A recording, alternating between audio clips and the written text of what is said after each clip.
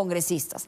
Pero ¿qué está pasando en el interior del Congreso? Se habla de una corresponsabilidad de la situación que estamos viviendo. ¿Cómo está, congresista Málaga? Gracias por estar aquí. Buenas noches, Mónica. Gracias por la invitación. A ver, en fin, se ha procurado en varios momentos mociones de vacancia contra el presidente y esto como que se ha desgastado. Usted está impulsando una nueva moción de vacancia. ¿Cuál es el argumento, razón o qué posibilidades habría con el hecho de que efectivamente no existen los 87 votos y si hay hoy ya un enunciado que se puede hablar de una incapacidad moral, ¿no? Gracias, Mónica. Hay que empezar diciendo una aclaración. Yo no estoy impulsando una moción de vacancia, soy parte de un esfuerzo colectivo de varios congresistas que están redactando, escribiendo, discutiendo. Pero eso es un impulso, digamos, Sí, ¿no? por supuesto. Yo personalmente lo apoyo, claro que sí, pero no es la moción de... Y son distintos, digamos, los apoyos, porque por un lado, el congresista Cueto también, vamos a decirlo así, está impulsando una de ellas, y usted ha sido parte incluso... discrepando de su propia representación, porque sus compañeros, que son dos más, estamos hablando de Flor Pablo y de Susel Paredes, no están de acuerdo con usted. Correcto. Sobre el tema de la vacancia. Correcto. Son obviamente decisiones muy difíciles de tomar porque estamos hablando de remover a un presidente y esto yo creo que apela en todas las bancadas a un voto de conciencia y cada quien tiene que ver cuál es el límite a partir del cual va a decir esto es insostenible. Yo en mi caso ya llegué a ese límite desde la segunda moción de vacancia y para mí particularmente, por más que la atención del público se centre en las investigaciones fiscales, lo cual es correcto porque un acto de corrupción obviamente es una, digamos, es una razón contundente, hay motivos adicionales que considerar o argumentos adicionales a considerar como por ejemplo el manejo que ha hecho del gobierno el tema de las designaciones de los ministros y de altos funcionarios que denota un escaso juicio del presidente para gobernar, un problema para discernir un acto de gobierno de un acto de clientelismo que puede ser lo público, lo privado, el conflicto de interés, y esto nos lleva a actos en la gestión del presidente que no solamente son mala gestión, sino que además le hacen un daño muy serio al país. Pero eso no convence a la cantidad de congresistas que deben votar en ese sentido, si es que encontraran los 87 votos. Perdóname, no es el único argumento, todos se van sumando. El tema, por ejemplo, de las acusaciones fiscales, el tema del manejo de las designaciones, el tema de la tesis y del encubrimiento que ha salido a la luz con el exministro Mariano González, todo esto es una sumatoria que además visto en una escala de tiempo, desde que inició el gobierno hasta hoy, casi ya 12 meses, configuran una lógica de que hay una permanencia en el tiempo, ¿no es cierto? Entonces yo creo que son todos los argumentos considerados en un conjunto. Ahora, ¿qué va a hacer a tu pregunta que eventualmente se consigan los votos? La lógica yo creo aquí no es primero sacar la calculadora y ver cuántos votos tenemos. No me refiero a la calculadora, sino, digamos, a que haya un enfoque que esté vinculado hacia una vacancia como solución de la crisis política, ¿no? Yo estoy convencido de que esto debe salir por la razón y no por la fuerza. Y por eso es importante que en espacios como este, que la ciudadanía debata, entienda por qué es necesaria la remoción del presidente como primer paso a una salida y luego, con ese convencimiento ciudadano, se va a ir por los votos, se va a buscar qué colegas están cada vez más convencidos según las investigaciones que se van dando. Y en mi experiencia, con lo que voy conversando con diferentes colegas, voy viendo que cada vez hay un convencimiento mayor. Se están, digamos, asegurando convicciones respecto a la necesidad de vacar al presidente. Pero la representación de izquierda, y no sabemos exactamente, digamos, cuántos niños, así como los han llamado, cuántos votos están vinculados a intereses de cuota o intereses que no necesariamente son los intereses nacionales o políticos. Entonces, en ese sentido, hay gente que dice, el Congreso al final no quiere hacerlo, quiere quedarse. Podrán haber, digamos, individualidades que piensan que esto ya no da más. Pero por el otro lado, también se ha banalizado el tema de la vacancia con estas presentaciones constantes de esta figura. Yo creo que tú estás aludiendo directamente a aquellos votos que parece esos 44 que sellan la seguridad del presidente. Bueno, claramente a medida que se van dando los destapes de las investigaciones en los casos que está involucrado el presidente, se va a generar una mayor presión. Todos van a llegar a un punto en que no van a poder sostener. Ya, de hecho, si tú escuchas a los representantes del oficialismo se les hace muy difícil el contorsionismo argumental para decir que esto es indefendible. Entonces va a haber un momento en que no apoyar una salida del presidente va a ser un signo de complicidad históricamente hablando. Entonces esperamos que llegue ese momento. No está todavía, pero esperamos que se confirme. Ahora, hay otros planteamientos. Se habla de la posibilidad de una acusación constitucional. Yo quisiera saber cuál es su opinión sobre esa posibilidad. La acusación constitucional actualmente en curso se refiere a la traición a la patria, según lo dicho en la entrevista con F. del Rincón. Yo personalmente no la apoyaría, me parece insuficiente, me parece un poco exagerada, porque no constituye en el sentido más amplio de la palabra realmente una traición. Pero implica un proceso, la vacancia implica una decisión política y sacar a un presidente. Claro, y eso tiene que ver con la constatación de que cada día que pasa con el presidente al mando de este gobierno es un día que le hace daño al Perú, donde no se resuelven temas claves como la economía, la salud, el tema de la hambruna que se viene, la viruela del mono, no se han asegurado las vacunas.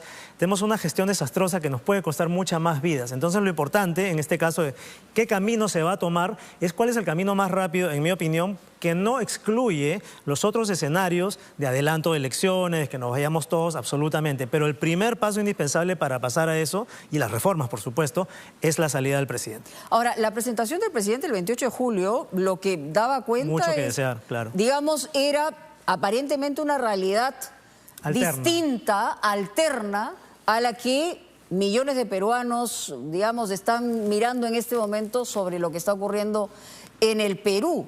Pero por el otro lado también se da cuenta de que él no está consciente o no quiere estarlo o, digamos, vive en una burbuja que le impide ver exactamente el daño que pueda estar causando. ¿Cuál es su impresión? Démonos cuenta, sí, Mónica, que el mensaje a la nación no lo escribe el presidente. Ya, pero tiene que tener la anuencia del presidente, ¿no? Claro, pero está ensamblado a partir de las contribuciones que le da cada sector y cada ministerio. Entonces, esas cifras falsas, esos datos inexactos, esa falta de horizonte país que no nos dice dónde queremos estar en 5, 10, 15 años, qué queremos resolver, es también la falta de capacidad de sus equipos técnicos y de su equipo de gobierno. Entonces, para mí configura una razón más para argumentar que el presidente no tiene el juicio correcto, el juicio necesario para llevar a cabo un gobierno. Ya, pero si estamos hablando de que un presidente no tiene el juicio para determinar que no puede seguir en un determinado camino, tampoco tiene el juicio para ver cuál es la realidad, o, por el otro lado, siente que va a, con uñas y dientes, defender la posibilidad de seguir en el poder, porque si no, va a ir directamente a otro lugar que no quisiera ir, a la cárcel. Más allá de las acusaciones de corrupción de estos casos concretos, todas las discusiones que estamos teniendo en este momento tienen que ver con la moralidad o la inmoralidad del presidente, que se configura en sus actos, en sus decisiones, en su juicio. Entonces démonos cuenta que realmente estamos poniendo en tela de juicio algo muy importante para el manejo del país y que es el elemento, digamos, de base para la interpretación que nos faculta hacer la Constitución en el caso del artículo 113, porque no está definido. El TC lamentablemente se lavó las manos hace unos años y ha quedado esa figura indefinida, nos corresponde al Congreso. Aquí han ratificado, el propio doctor Blum me ha dicho que eso no debía definirse porque es justamente la vía constitucional que tiene para la interpretación en una situación como esta. Bueno, si así lo pone, entonces es responsabilidad nuestra y obligación nuestra en este momento en que el país lo necesita, encontrar la figura correspondiente. Y yo creo que el presidente se ha encargado él mismo de definir lo que es incapacidad moral permanente. Sí, ahora la agenda prioritaria de la nueva directiva, porque hemos visto lo que ha pasado incluso en primera y segunda vuelta para elegir una junta directiva en el Congreso, donde hoy debería tener una mirada mucho más directa. Y por el otro lado, se va a seguir fraccionando las bancadas que ya hay en el Congreso. Se anuncia una bancada más, encabezada por Héctor Acuña, disidente de APP. O sea, ahí también hay un problema grave en relación al Congreso. Por eso la gente dice, oiga, váyanse todos. Tarde o temprano, por supuesto. Ahí hay que reconocer que el Congreso hemos dado un pésimo mensaje a la ciudadanía. Les hemos dado a entender que más que permanecer unidos y sacar adelante una agenda común, un consenso mínimo, era más importante las cuotas de poder. quién llegaba a la mesa, quién llegaba a las vicepresidencias, y con eso, en la semana que empieza mañana, Mónica, vamos a ver también una lucha interna por las comisiones, por las presidencias de las comisiones. Pero entonces eso mismo contradice lo que usted está señalando, que en este momento, digamos, hay una mirada mucho más clara respecto a los problemas que tiene el gobierno. No, yo considero que no, porque son dos temas completamente distintos. Una son las cuotas. Convergen, ¿no? Convergen, pero una cosa son las cuotas de poder, quién va a tener el control de cada comisión para sus agendas particulares, y lo otro es la imperiosa necesidad de manifestarse y de tomar una decisión ante hechos escandalosos que se vienen sucediendo y que nos van empujando a todos los congresistas a tomar una decisión. Yo creo que eso es independiente de lo que vaya a ocurrir con la fragmentación del Congreso. ¿No habría ninguna posibilidad de que ustedes miraran el hecho de que haya un cambio de timón, 180 grados, gabinete distintos? Ese tiempo ya pasó. Ese tiempo ya pasó. Sí, lo más cerca que estuvo este gobierno de intentar una moderación fue con el gabinete Vázquez. Y sin embargo también ocurrieron muchos problemas de designaciones, incluso en ese gabinete. Y está claro que no está la voluntad. Además está tan desgastado el gobierno, tan poca legitimidad, que lo mejor que tenemos en nuestro país de tecnócratas no están realmente dispuestos a arriesgar sus trayectorias en un gobierno que no les va a permitir salir adelante. Ahora, su caminata va a ser medio quijotesca, como le digo, ni siquiera han podido ponerse ustedes tres de acuerdo en el mismo objetivo. Digamos que, me imagino que se siente en solitario, ¿no? Se siente solitario. Mi carrera siempre ha sido así. La ciencia es también una carrera muy difícil, donde tienes que imponer a veces ciertos criterios para demostrar hipótesis, para hacer los experimentos, y en este caso pues hay una obligación, además una obligación histórica. Mónica, creo nadie en su sano juicio que llegue a estas instancias de cargos quiere quedar en la historia como cómplice de este gobierno. Bueno, voy a cambiar de tema, pero tiene que ver con el Congreso, y es terrible lo que ha ocurrido y de lo que se le acusa al congresista Freddy Díaz de APP, que ya ha sido expulsado. Pero en realidad yo quisiera una reflexión suya. Hemos escuchado también al congresista Helera, que ha intentado hacer una especie de trampolín con sus palabras, pero lo que se pone de manifiesto y se evidencia es que se trata de bajarle la carga al violador y evidentemente entregarle una carga a la que ha sido víctima de una circunstancia. O sea, ¿cómo se siente usted como congresista? O sea, ¿cuál es la sensación cuando dice hay un congresista que presuntamente ha violado a una trabajadora? Como lo dijo mi colega Carlos Anderson hace unos días, uno ya se siente un poco extraño, un poco mal de decir que es congresista, porque todo este descrédito nos golpea a todos finalmente. Lo que yo esperaría de la mesa directiva es una actitud frontal, no solamente decir que se llevarán a cabo las investigaciones o se darán las facilidades, sino quizás una reforma administrativa que garantice mecanismos de defensa a las víctimas, de cero discriminación, de igualdad de oportunidades y de evitar justamente estos problemas.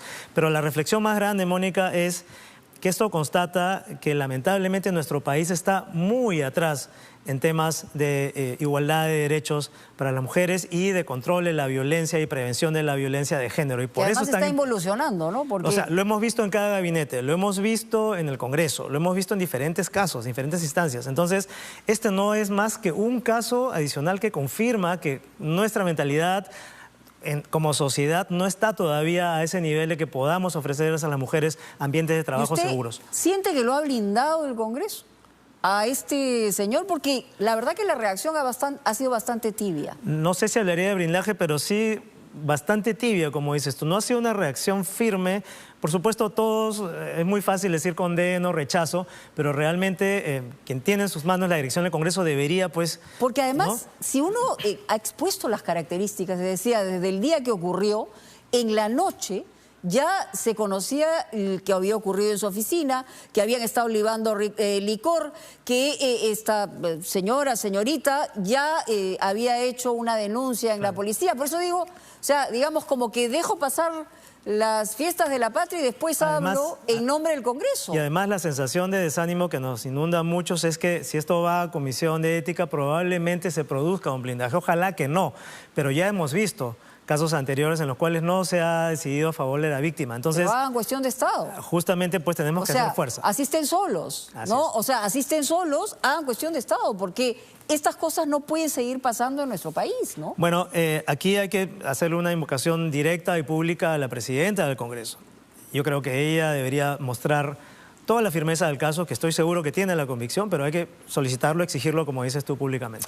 Muchas gracias, congresista Márquez. Gracias a ti, Ma. Muy amable por Buenas estar noches. aquí en